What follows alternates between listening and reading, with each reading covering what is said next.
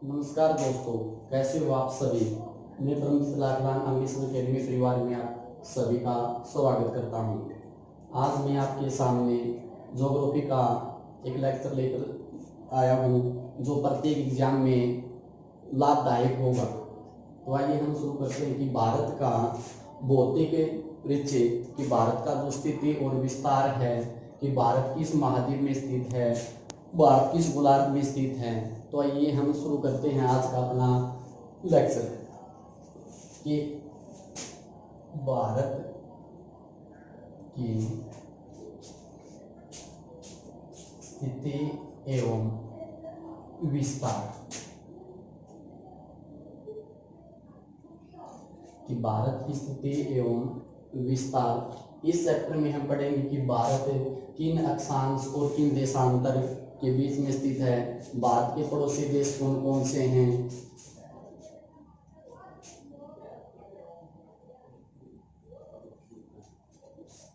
हमने भारत का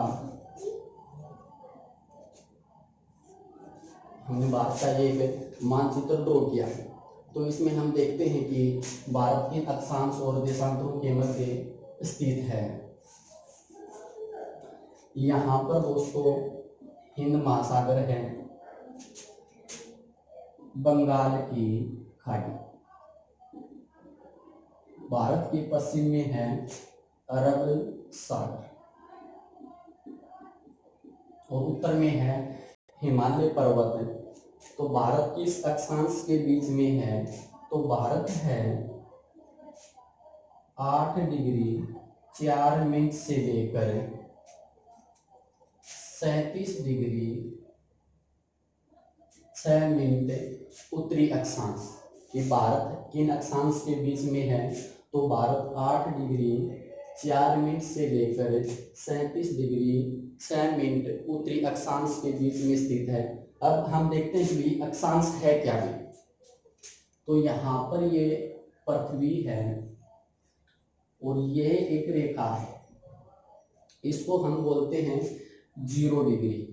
इस रेखा को हमने नाम दिया है 0 डिग्री। और 0 डिग्री रेखा पृथ्वी को 2 समान भागों में बांटती है, इसलिए इसे भूमध्य रेखा भी कहते हैं, या फिर इसे कहते हैं विषुवत रेखा भी। इस विषुवत रेखा पृथ्वी को 2 समान भागों में बांट दिया। बांटने के बाद इस 0 डिग्री से जो ऊपर का भाग है उसे उत्तरी गोलार्ध कहा जाता है, उत्तरी गोलार्ध। और इस 0 डिग्री से जो नीचे का भाग है इसे दक्षिणी गोलार्ध कहा जाता है, इसे कहा जाता है दक्षिणी गोलार्ध। तो अब हम देखते हैं कि 0 डिग्री से जब ऊपर की ओर गए तो 1 रेखा 2 रेखा 3 इस प्रकार। तो यहाँ पर ये 0 डिग्री मान ली। इसके बाद जब हम ऊपर की ओर जाते हैं तो जो ही 8 डिग्री 4 मिनट कोई अक्षांश आता है वहां से भारत की बाउंड्री शुरू हो जाती है और खत्म कहाँ पर होती है 37 डिग्री 6 मिनट। तो यहाँ पर 0 डिग्री से उत्तर की ओर है, तो यहाँ पर शब्द है उत्तरी गोलार्ध। तो 0 डिग्री से उत्तर की ओर कोई भी देश हो तो वहां पर किन अक्षांश के बीच में मिलेगा, वो हमें मिलेगा उत्तरी अक्षांश के बीच में। तो इसी प्रकार भारत का जो अक्षांश विस्तार है वो 8 डिग्री 4 मिनट से लेकर 37 डिग्री 6 मिनट उत्तरी अक्षांश। हमें शब्द याद रखना है कि उत्तरी अक्षांश के मध्य स्थित है, उत्तरी अक्षांश के बीच में भारत स्थित है 8 4 37 6 के बीच में भी। इसी प्रकार ये है, इसके नाम दे दिया देशांतर, 0 डिग्री देशांतर। 0 डिग्री देशांतर है, इस पृथ्वी को 2 भागों में बांटती है। इस 0 डिग्री से पूर्व की साइड को हम पूर्वी देशांतर कहते हैं और 0 डिग्री से पश्चिम को हम कहते हैं पश्चिमी देशांतर। तो यहाँ पर हम देखते हैं कि भारत इस 0 डिग्री से पूर्व दिशा में है, तो यहाँ पर हम कह सकते हैं कि भारत यहाँ पर स्थित है। तो 0 डिग्री से जब हम पूर्व की ओर बढ़ते हैं तो भारत की जो बाउंड्री है, पश्चिमी बिंदु है, वो यहाँ से शुरू होता है और यहाँ से शुरू होता तो यहाँ पर है 68.7 7 मिनट, या यहाँ पर हम कह सकते हैं कि 68 डिग्री 7 मिनट से लेकर, तो यहाँ पर जो अपना जो पूर्वी बिंदु है ये है 97 डिग्री 25 मिनट। साथ में हमें याद रखना है कि देशांतर दो प्रकार के हैं, एक पूर्वी देशांतर, एक पश्चिमी देशांतर। तो हमें याद रखना है कि भारत है 0 डिग्री से जब हम पूर्व की ओर बढ़े, तो पूर्व की ओर बढ़े तो पूर्वी देशांतर, तो भारत है 68 डिग्री 7 मिनट से लेकर 97 डिग्री 25 पूर्वी देशांतर के मध्य स्थित है भी। और अगला क्वेश्चन आ जाए कि भारत किस गोलार्ध में स्थित है। एक ऑप्शन हमें मिले उत्तरी गोलार्ध, एक ऑप्शन मिले दक्षिणी गोलार्ध, एक ऑप्शन मिले हमें उत्तर पूर्वी गोलार्ध। तो हमारा उत्तर होगा उत्तर पूर्वी गोलार्ध, क्योंकि ये अपनी पूर्वी देशांतर है और भारत है यहाँ पर स्थित है। कि भारत कहाँ पर स्थित है, तो उत्तर और पूर्व के बीच में है, तो हम यह भी कह सकते हैं कि भारत उत्तर पूर्वी गोलार्ध में स्थित है। भारत है उत्तर पूर्वी गोलार्ध में स्थित, एशिया महाद्वीप में स्थित है। अब हम देखते हैं कि भारत का जो क्षेत्रफल है वो कितना है। तो भारत का क्षेत्रफल है 32,87,200 वर्ग किलोमीटर। कि भारत का क्षेत्रफल कितना है, तो भारत का क्षेत्रफल है 32,87,263 वर्ग किलोमीटर। या फिर हम सीधे फोन नंबर के थ्रू इसको याद रख सकते हैं 32,87,263। अब हम देखते हैं कि भी इतना क्षेत्रफल लेकर भारत का विश्व के क्षेत्रफल में कितना प्रतिशत योगदान है। तो विश्व के क्षेत्रफल में भारत का योगदान है 2.42%। कि संपूर्ण विश्व का जो क्षेत्रफल है उसमें भारत का योगदान कितना, तो संपूर्ण विश्व का जो क्षेत्रफल है उसमें भारत का योगदान 2.42% है, लगभग हम कह सकते हैं कि 2.5%। अब हम देखते हैं कि 32,87,263 वर्ग किलोमीटर लेकर भारत विश्व में किस नंबर पर आता। तो इतना क्षेत्रफल लेकर भारत विश्व का है 7वां बड़ा देश। तो 7वां क्षेत्रफल की दृष्टि से 7वां बड़ा देश कौन सा है, तो क्षेत्रफल की दृष्टि से 7वां बड़ा देश है भारत। अब हम देखते हैं कि भारत से 6 बड़े देश कौन कौन से हैं। कि भारत से 6 बड़े देश कौन कौन से हैं, तो यहाँ पर हम देखते हैं कि 6 बड़े देश कौन कौन से हैं। इसके लिए हमने एक लाइन याद रखनी है कि 6 बड़े देश कौन कौन से हैं। इसके लिए हमें एक लाइन याद रखनी है, रखना नहीं है। तो हम देखते हैं कि वो लाइन कौन सी है, तो वो लाइन है रुक चीन अब आ भारत। रुक चीन अब आ भारत। रुक चीन अब आ भारत कि विश्व के वो बड़े देश कौन कौन से हैं। इसके लिए रुक चीन अब आ भारत, हम कह सकते हैं कि भारत और चीन का युद्ध हुआ है 1962 में। उस युद्ध में भारत को हार का सामना करना पड़ा, क्योंकि उस समय हम इतने ताकतवर देश नहीं थे। अब भारत ने अपनी सैन्य शक्ति भी बढ़ा ली, तो हम आज कह सकते हैं कि रुक चीन अब आ भारत में। कि उस समय की बात और है, अब की बात और है। हम कह रहे हैं कि रुक चीन अब आ भारत। तो यहाँ से इस लाइन के द्वारा विश्व के प्रमुख 6 बड़े देश कौन कौन से हैं। रूस, विश्व का सबसे बड़ा देश कौन सा है, रूस। रूस है यूरोप महाद्वीप में। तो यूरोप महाद्वीप का सबसे बड़ा देश कौन सा है, रूस। कैसे कनाडा, क्षेत्रफल की दृष्टि से दूसरा बड़ा देश कौन सा है, कनाडा। अब हम याद रखते हैं कि कनाडा किस महाद्वीप में है, उत्तरी अमेरिका। कनाडा है उत्तरी अमेरिका। तीसरा बड़ा देश है चीन। तीसरा बड़ा देश है चीन। जिसने आज पूरी दुनिया में अपना आतंक मचाया हुआ है कोरोना वायरस के कारण, और यह है एशिया महाद्वीप में भी। एशिया, तो एशिया का सबसे बड़ा देश है चीन। जनसंख्या और क्षेत्रफल की दृष्टि से एशिया महाद्वीप का सबसे बड़ा देश है चीन। जनसंख्या के मामले में चीन विश्व का प्रथम देश। ऐसे अमेरिका विश्व का चौथा बड़ा देश है अमेरिका, और अमेरिका है उत्तरी अमेरिका। अमेरिका किस महाद्वीप का सबसे बड़ा देश है? तो अमेरिका है उत्तरी अमेरिका का सबसे बड़ा देश। वैसे ब्राजील 5 नंबर पर बड़ा देश है ब्राजील। यह है दक्षिण अमेरिका। ये दक्षिण अमेरिका का सबसे बड़ा देश कौन सा है? तो दक्षिण अमेरिका का सबसे बड़ा देश है ब्राजील। आ से ऑस्ट्रेलिया, आ से ऑस्ट्रेलिया, और महाद्वीप भी कौन सा है? ऑस्ट्रेलिया। ऑस्ट्रेलिया महाद्वीप का बड़ा देश कौन सा है? ऑस्ट्रेलिया। 7वां बड़ा देश है भारत। भारत है एशिया महाद्वीप में। तो एशिया महाद्वीप का दूसरा बड़ा देश जनसंख्या और क्षेत्रफल की दृष्टि से भारत है। भारत विश्व में है 7वां बड़ा देश, जो लगभग 2.42% क्षेत्रफल लेकर 7वां बड़ा देश बना हुआ है। और 8वां बड़ा देश है अर्जेंटीना। अर्जेंटीना यह दक्षिण अमेरिका। दक्षिण अमेरिका का दूसरा बड़ा देश है अर्जेंटीना। अब हमें ये किसी भी एग्जाम में ये पूछे कि 5वां बड़ा देश कौन सा है, तो हम याद रख सकते हैं कि रुक चीन अब आ भारत। तो हम एग्जाम में आराम से वो क्वेश्चन सोल्व कर सकते हैं कि भाई रुक चीन अब आ भारत। रूस यूरोप महाद्वीप का सबसे बड़ा देश। कनाडा उत्तरी अमेरिका महाद्वीप का सबसे बड़ा देश। चीन एशिया महाद्वीप का सबसे बड़ा देश।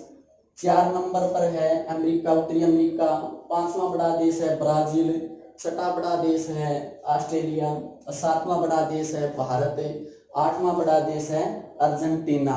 तो यह विश्व के प्रमुख 8 बड़े बड़े देश हैं क्षेत्रफल की दृष्टि से भी।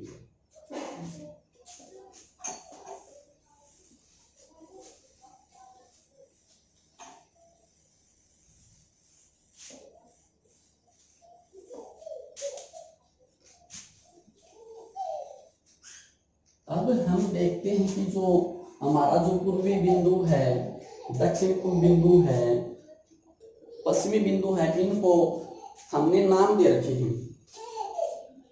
तो ये उत्तर दिशा है। तो यहाँ पर अपना भारत का जो अंतिम बिंदु है, उस अंतिम बिंदु का नाम क्या है? कई बार पेपर में पूछा जाता है कि भारत का उत्तरी बिंदु कहाँ पर है। तो भारत का जो उत्तरी बिंदु है, इस बिंदु को कहा जाता है इंदिरा कोण। इसे कहा जाता है इंदिरा कोण। कि भारत का उत्तरी बिंदु कौन सा है?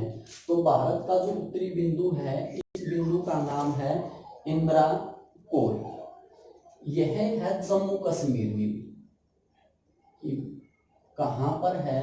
तो जम्मू कश्मीर में है। कि भारत का उत्तरी बिंदु कहां पर है? तो यह जम्मू कश्मीर में है।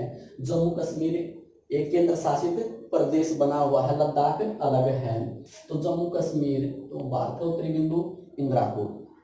इसी प्रकार सबसे पश्चिम 68 डिग्री 7 मिनट। तो भारत का जो सबसे पश्चिमी राज्य होगा, वहीं पर हमारा पश्चिमी बिंदु होगा। हम जानते हैं कि यह क्षेत्र है अपना कच्छ का रण, गुजरात, और यहाँ पर एक बिंदु है सरकरिक। सरकरिक। तो भारत का पश्चिमी बिंदु कौन सा है? सरकरिक। सरकरिक कहां पर है? गुजरात। सरकरिक है गुजरात में। भारत का पश्चिमी बिंदु कहां पर है? गुजरात में। बिंदु का नाम है सरकरिक। और दोस्तानों पॉइंट जो 25 है, इस बिंदु को कहा जाता है वालंगू। वालंगू है अरुणाचल प्रदेश। तो भारत का सबसे पूर्वी राज्य कौन सा है? अरुणाचल प्रदेश। भारत का उत्तरी जम्मू कश्मीर, पश्चिमी गुजरात। अब हम देखते हैं कि भाई पश्चिम दक्षिण में कि भारत का दक्षिणतम बिंदु, तो दक्षिणतम बिंदु है यहाँ पर बंगाल की जो खाड़ी है, यहाँ पर द्वीप समूह है अंडमान और निकोबार द्वीप समूह। और जो भारत की मुख्य भूमि की जो शुरुआत है वो तो है 8 डिग्री 4 मिनट, कि भारत की मुख्य भूमि की शुरुआत होती है 8 डिग्री 4 मिनट। लेकिन यहाँ पर जो हिंद महासागर है वहां भी भारत का अधिकार है। जो जल में क्षेत्र है, यदि हमने संपूर्ण अक्षांश की बात करें तो भारत का जो सबसे दक्षिणतम बिंदु है वो अंडमान निकोबार द्वीप समूह में स्थित है। और इस दक्षिणतम बिंदु का नाम है, दक्षिणतम बिंदु का नाम, कि भारत के दक्षिणतम बिंदु का नाम क्या है? तो इस बिंदु का नाम है इंदिरा पॉइंट। कि इस बिंदु का नाम क्या है? तो इस बिंदु का नाम है इंदिरा पॉइंट। इंदिरा पॉइंट है अंडमान निकोबार द्वीप समूह में, अंडमान निकोबार द्वीप समूह में है भारत का सबसे दक्षिणतम बिंदु। और इंदिरा पॉइंट का प्राचीन नाम है पिगमिलियन पॉइंट, पिगमिलियन पॉइंट, पिगमिलियन पॉइंट, या फिर इसी को हम प्राचीन समय में कहते थे पार्सल पॉइंट। तो एग्जाम में कौन सा भी ऑप्शन मिले कि भाई इंदिरा पॉइंट को पहले किस नाम से जानते थे, ऑप्शन हमें मिलेंगे पार्सल पॉइंट, तो हमारा उत्तर होगा पार्सल पॉइंट। या फिर आ जाए कि भारत का सबसे दक्षिणतम बिंदु कहां पर स्थित है, ऑप्शन हमें मिलेगा तमिलनाडु। लेकिन हम देखते हैं कि जो अंडमान निकोबार द्वीप समूह है वो जल में है, और यहाँ पर जो अक्षांश शुरू होती है, भारत की जो बाउंड्री वो है 6 डिग्री 45 मिनट। तो भारत यदि पूछे कि संपूर्ण भारत का अक्षांशीय क्षेत्र, तो हमें याद रखना 645 से लेकर 3786। दक्षिणतम बिंदु है इंदिरा पॉइंट। अब इंदिरा पॉइंट, इंदिरा कोल, तो हमें याद रखना कि जब भी हम किसी को कॉल करते हैं और हमारे फोन में नेटवर्क न हो तो उस समय हम उसको ऊपर करते हैं, ऊंचा करते हैं। तो कॉल करने के लिए ऊंचा, और इस मैप के अनुसार जो सबसे ऊंचा भाग है वो जम्मू कश्मीर में है। तो कोल इंदिरा कोल, इंदिरा पॉइंट। तो ये भारत के प्रमुख 4 बिंदु हैं, इंदिरा कोल, सरकरीक, दक्षिणतम बिंदु है इंदिरा पॉइंट। इंदिरा पॉइंट का प्राचीन नाम पिगमिलियन पॉइंट या पार्सल पॉइंट। पूर्वी बिंदु है वालंगू, अरुणाचल प्रदेश। और मुख्य भूमि का दक्षिणतम बिंदु, मुख्य भूमि का दक्षिण बिंदु, तो मुख्य भूमि का दक्षिण बिंदु है कन्याकुमारी। और कन्याकुमारी को ही केप केमोरिन भी कहा जाता है। कि भारत की मुख्य भूमि का दक्षिणतम बिंदु कौन सा है? कन्याकुमारी। कन्याकुमारी को ही केप कोमोरिन कहा जाता था। और दक्षिणतम बिंदु पूछे तो भारत का होगा इंदिरा पॉइंट। अब हम आगे देखते हैं कि एक अक्षांश भारत को 2 भागों में बांटता है। ये एक अक्षांश है, यह भारत को 2 भागों में बांटता है। उस अक्षांश का नाम कि भाई, तो भारत को एक अक्षांश है जो 2 भागों में बांटता है। यह भारत है तो इसको जो 2 भागों में बांटता है, यह एक अक्षांश रेखा है 23.5 डिग्री। 23.5 डिग्री अक्षांश रेखा है जो भारत के मध्य से गुजरती है। और इस 23.5 डिग्री अक्षांश रेखा को ही कहा जाता है कर्क रेखा। कर्क रेखा, तो कर्क रेखा भारत के मध्य से गुजरती है। यदि प्रश्न आए कि भाई भारत के मध्य से कौन सा अक्षांश गुजरता है, एक ऑप्शन मिले कर्क रेखा, एक ऑप्शन मिले मकर रेखा, एक ऑप्शन मिले भूमध्य रेखा, तो हमारा उत्तर होगा कर्क रेखा भारत के मध्य से गुजरता है भाई। अगला क्वेश्चन है कि कर्क रेखा जब भारत के मध्य से गुजरता है तो कितने राज्यों से गुजरता है? कि यहां से लेकर और यहां तक जो राज्य हैं की संख्या कितनी है? तो कर्क रेखा भारत के 8 राज्यों से गुजरती है। कर्क रेखा भारत के कितने राज्यों से गुजरती है? तो कर्क रेखा भारत के 8 राज्यों से गुजरती है। अब हम ये 8 राज्य कौन कौन से हैं ये देखेंगे भी कि 8 राज्य ये कौन कौन से हैं। ये देखें, हमें रटना नहीं है कि भाई राजस्थान है, गुजरात है, पश्चिमी बंगाल है। यहां पर हम एक ट्रिक देखते हैं, तो हम एक लाइन लिखते हैं, ट्रिक है पंडित गुजरात के 6 मित्र, पंडित गुजराम के 6 मित्र। कि कर्क रेखा भारत के जो 8 राज्यों से गुजरती है उसके लिए एक ट्रिक है पंडित गुजराम के 6 मित्र की। तो अब हम देखते हैं कि भाई इस लाइन में कौन कौन से राज्य हैं जिनकी शुरुआत इस प्रकार से होती है भाई। तो इस पै से पश्चिमी बंगाल, पै से पश्चिमी बंगाल, पंजाब नहीं करना, पंजाब ऊपर है। इस लाइन में देखना है यहां पर जो पश्चिम बंगाल है वहां से कर्क रेखा गुजरती। गुजरात दूसरा राज्य है, गुजरात। राजस्थान, कर्क रेखा गुजरती राजस्थान। मध्य प्रदेश, मध्य प्रदेश। अगला है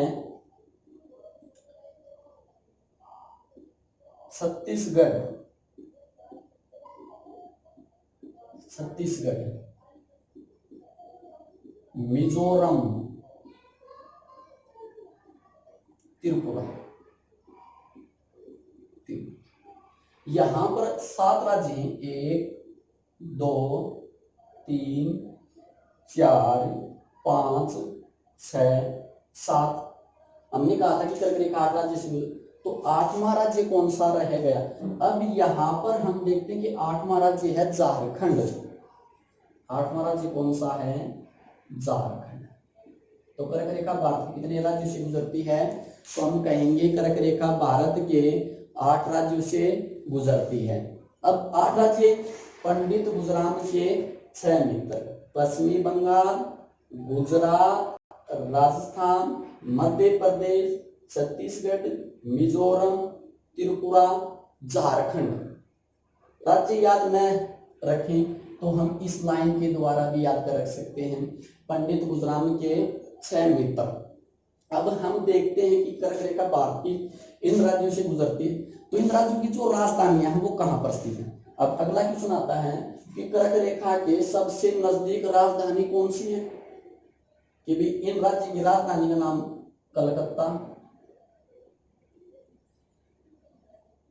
गांधीनगर, जयपुर, भोपाल, रायपुर। तो ऑप्शन में तो यही मिलेगा। ये क्वेश्चन है कि भाई कर्क रेखा के सबसे नजदीक राजधानी कौन सी है? तो कर्क रेखा के सबसे नजदीक राजधानी है रांची, और रांची राजधानी है झारखंड की। कर्क रेखा की सबसे नजदीक राजधानी रांची। सबसे नजदीक है तो कोई न कोई राजधानी सबसे दूर होगी, और कर्क रेखा के सबसे दूर है राजस्थान की राजधानी है जयपुर, जिसे गुलाबी पिंक सिटी भी कहा गया है, गुलाबी नगर भी कहा जाता है, जयपुर भी। तो कर्क रेखा के सबसे दूर जयपुर, कर्क रेखा के सबसे पास है रांची। अब अगला हम देखते हैं मानक समय। अगला हम देखते हैं मानक समय। इस प्रकार भारत का जो मानक समय है, तो हम कहते हैं कि भारत का मानक समय कहां से लिया गया है? तो एक 82.5 पूर्वी देशांतर रेखा है, 82.5 पूर्वी देशांतर। पूर्वी से हमें याद रखना, क्योंकि भारत है 0 डिग्री से पूर्व की ओर। तो भारत का जो मानक समय निर्धारित किया गया है वो कहाँ, कौन सी रेखा से निर्धारित किया गया है? 82.5 पूर्वी देशांतर से भारत का मानक समय निर्धारित किया गया है, जो इलाहाबाद मेमेनी के पास से गुजरती है। इलाहाबाद मेमेनी से गुजरती हुई 82.5 पूर्वी देशांतर कहाँ से गुजरती है? तो इलाहाबाद में, इलाहाबाद के पास एक जगह है मेनी गांव, मेनी गांव से यह रेखा गुजरती है। तो भारत का जो मानक समय वो कहाँ से लिया गया है? 82.5 पूर्वी देशांतर। भारत का मानक समय जीएमटी से 5 घंटे 30 मिनट आगे है। 5 घंटे 30 मिनट आगे है। जब हम पूर्व की ओर बढ़ते हैं तो समय हमेशा प्लस में होगा। तो 0 डिग्री के बाद जो भारत का मानक समय लिया गया वो 82.5 पूर्वी देशांतर है। भारत में केवल एक ही टाइम जोन है। जो देश इतना बड़ा होगा वहीं पर उतने ही टाइम जोन हमें अधिक देखने को मिलेंगे। भारत 82.5 पूर्वी देशांतर, तो भारत में केवल एक ही टाइम जोन है। लेकिन जो ये राज्य हैं, ये जो अपना जो पूर्वांचल है, इन राज्यों ने मांग की है कि भारत में 2 टाइम जोन होने चाहिए। हम देखते हैं कि इन राज्यों ने मांग क्यों की। जैसे ये हम देखते हैं कि 0 डिग्री और भारत यहां पर जब 0 डिग्री से और यहां तक पहुंचे तो पृथ्वी को कितना समय लगा? पृथ्वी को लगा है 5 घंटे 30 मिनट, क्योंकि एक देशांतर को पार करने में समय लगता है 4 मिनट।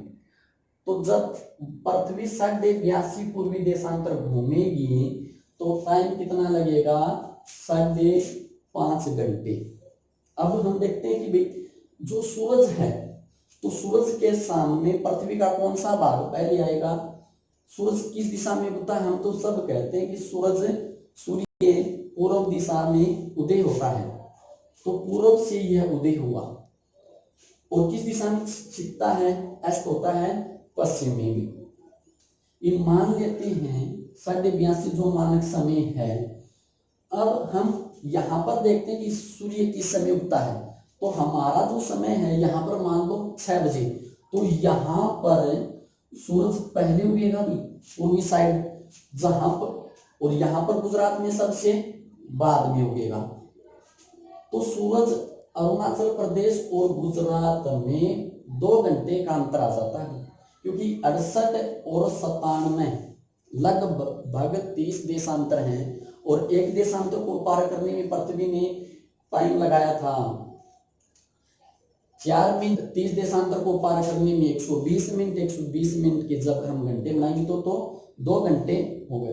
तो यहाँ के लोग कहते हैं कि यहाँ पर सूरज 2 घंटे पहले उगता है, तो हम 2 घंटे पहले ऑफिस जाते हैं और यहाँ पर लोग 2 घंटे बाद। यहाँ पर पहले उगेगा तो अस्त भी पहले यही होगा। तो यहाँ पर सूर्यास्त यदि 4 बजे होगा तो यहाँ पर होगा 6 बजे। इसलिए यहाँ पर जो अपना जो पूर्वांचल है, इन राज्यों ने मांग की हुई कि भारत में 2 टाइम जोन होने चाहिए भी। तो 82.5 पूर्वी देशांतर भारत का मानक समय निर्धारित रेखा है, जो इलाहाबाद मेनी से गुजरती है। जीएमटी से 5.5 घंटे आगे है। अब हम आगे देखते हैं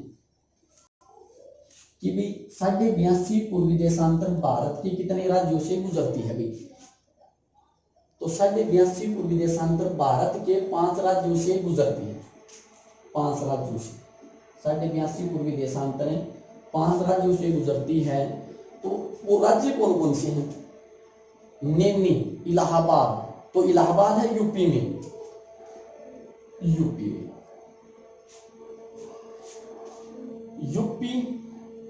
यूपी के बाद है एमपी, यूपी, एमपी, छत्तीसगढ़,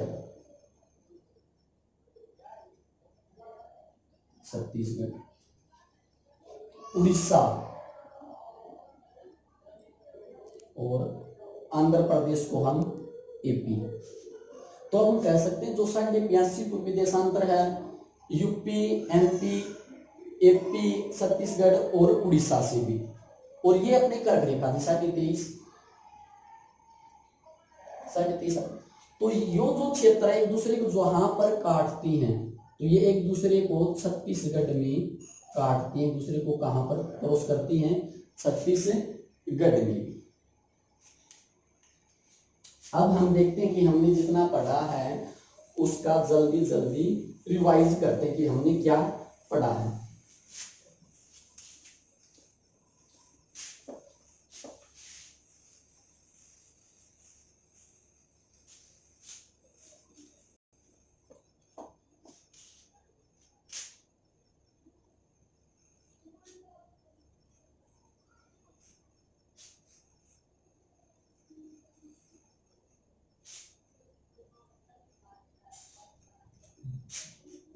सबसे पहले हमने पढ़ा था कि भारत किस गोलार्ध में स्थित है, तो भारत है उत्तरी गोलार्ध में, उत्तरी गोलार्ध।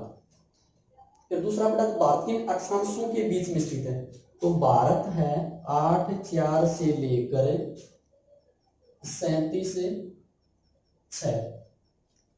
देशांतर पूछे तो 68.7 से लेकर 97.25। ये हमने जितना पढ़ा उसका हम रिवीजन करते हैं कि भारत किस गोलार्ध में है, तो उत्तरी गोलार्ध में स्थित है। किन अक्षांशों के बीच स्थित है, तो 8 डिग्री 4 मिनट से लेकर 37 डिग्री 6 मिनट। देशांतर की बात करें तो भारत है 68.7 से लेकर 97 डिग्री 25 मिनट पूर्वी देशांतर। फिर भारत का उत्तरी बिंदु है इंदिराकोल, भारत का दक्षिण बिंदु है इंदिरा पॉइंट, और इस इंदिरा पॉइंट को प्राचीन समय में कहा जाता था पिगमिलियन पॉइंट और पार्सन पॉइंट भी कहा जाता था। यदि पूछे भारत की मुख्य भूमि का दक्षिणतम बिंदु कौन सा, तो कन्याकुमारी। भारत का पूर्वी बिंदु कौन सा है, वालंगू। अब हम देखते हैं कि भाई कर्क रेखा भारत के कितने राज्यों से गुजरती है, तो कर्क रेखा भारत के 8 राज्यों से गुजरती है। इसके लिए हमने एक लाइन लिखी है पंडित गुजरामी के 6 मित्र। तो पंडित से हमें याद रखना पश्चिमी बंगाल, गुजरात, राजस्थान, मध्य प्रदेश, छत्तीसगढ़, मिजोरम और त्रिपुरा। 7 राज्य ये हैं। 8वां हमारा राज्य होगा झारखंड। फिर हमने देखा था कि कर्क रेखा की सबसे नजदीक राजधानी है रांची, कर्क रेखा से सबसे दूर राजधानी थी जयपुर। अगला है भारत का मानक समय कहां से लिया गया है, तो भारत का जो मानक समय लिया गया वो 82 पूर्वी देशांतर से लिया गया है, जो इलाहाबाद मेले से गुजरती है। और भारत का मानक समय है लंदन से 5.5 घंटे आगे। 82 पूर्वी देशांतर भारत के 5 राज्यों से गुजरती है। यहाँ पर हमें 3 एपी याद रखने हैं कि जो पी वाले राज्य हैं जैसे एमपी है, यूपी है, तो इस प्रकार यूपी, एमपी, एपी, छत्तीसगढ़ और उड़ीसा। तो 3 तो हमें ये पी से याद रखने हैं। फिर अगला क्वेश्चन है कि भाई 82 और कर्क रेखा एक दूसरे को कहां पर काटती हैं, तो ये छत्तीसगढ़ में एक दूसरे को काटती है।